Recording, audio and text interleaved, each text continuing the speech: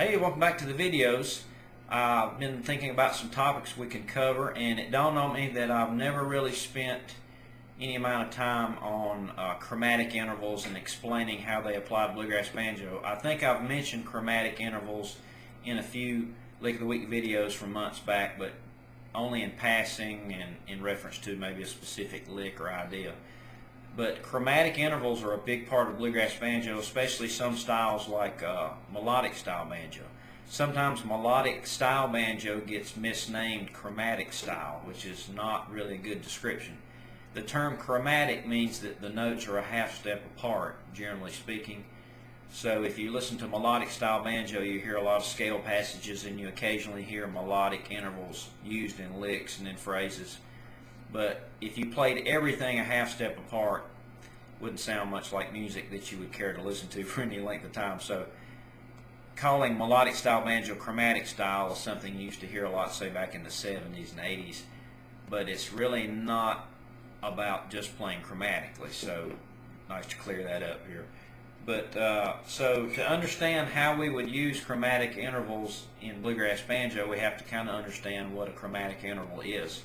The term chromatic interval basically means notes that are a half step apart, and we know that half step intervals also relate to one fret on the banjo.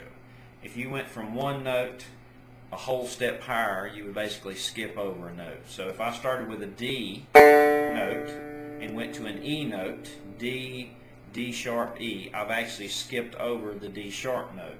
So going from D to E, which is the 4th string at the 2nd fret, that's 2 frets higher, right? From 0 open to 2 is 2 frets, so that's a whole step.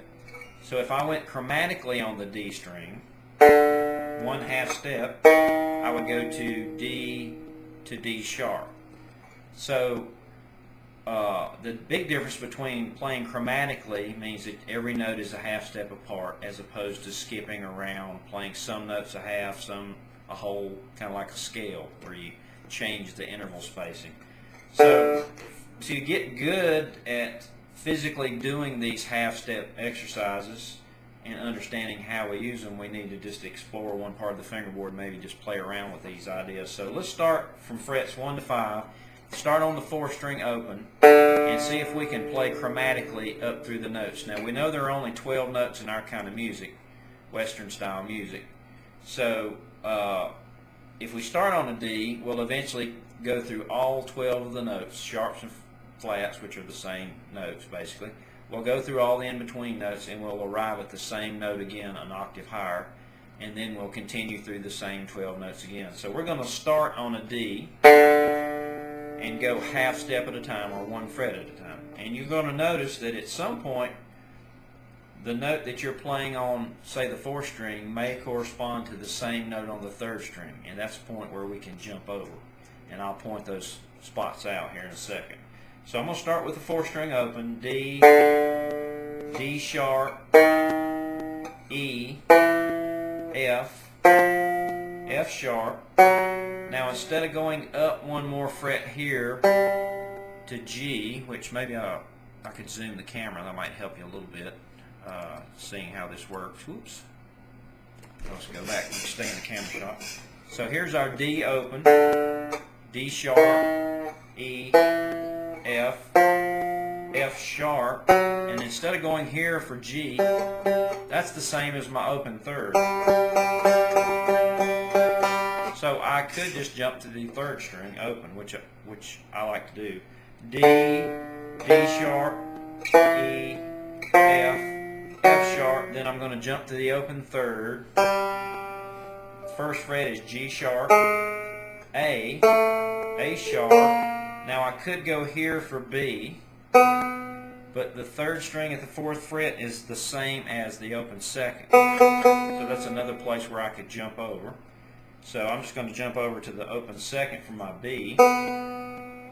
C is the 1st fret, C sharp and D. Now what we've covered is what we could consider a D chromatic scale, which contains 12 notes. 1, 2, 3, 4, 5, 6, 7, 8, 9, 10, 11, 12, and then we start over again. And we could keep going. We don't have to stop on a D, but you know, it's nice to kind of resolve from a D to a D. And you notice that I chose to go to the open string when I could. What if you decided you didn't want to play a chromatic series of notes with any open strings? Then you make sure everything you play is fretted. So let me try a different approach, starting with D again. I'm going to zoom in just a little more.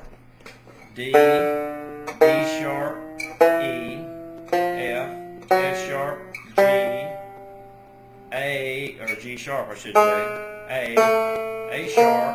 I'm going to stay here for B, C at the 5th fret, C sharp, D, E, D sharp, E. Alright, now F, F sharp, and then here for G. So I started on a D, but I ended on a G. So I didn't quite do the same pattern that I did before. And it's really up to you how you want to play these chromatic exercises if you want to try this to see if you can get better at this. And you'll notice that I switched to using multiple fingers. If you try to use one finger for every note, it's going to take you a lot longer because you have to reposition your hand every time. It's, you know, kind of a stop and go method. It's better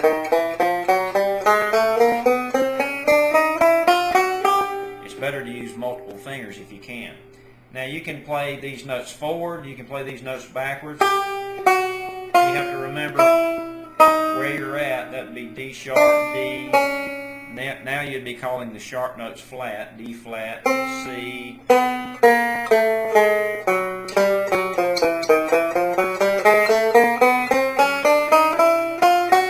And so you can continue on any string in any area of the fingerboard as long as they run concurrently from one note to the next, one note to the next. And you'll be playing a chromatic series of notes. And if you decide you want to start on, say, a C note and then play chromatically up to the next octave C, you can. Try to use as many fingers as you can, and if you find logical places to jump over to another string, you can, or you can stay on one string as long as you like. There's really no set way to do this. Now if you're trying to build licks and phrases from these chromatic intervals, then it pays dividends in the long run to think about what's a good way for me to play these 4 notes, especially if you're just trying to mix a chromatic set of notes in with, say, a Scruggs roll. So one way that you could immediately use chromatic intervals to spice up your playing would be to play a standard Scruggs ideal.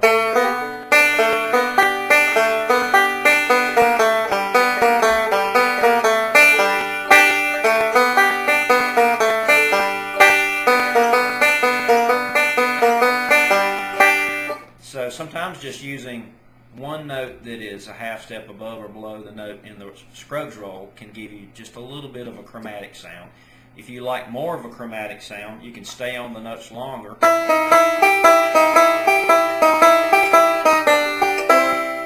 And a lot of these phrases, when you hear them, will become immediately recognizable. You'll say, oh, I've heard that lick before. I never realized maybe that it was chromatic.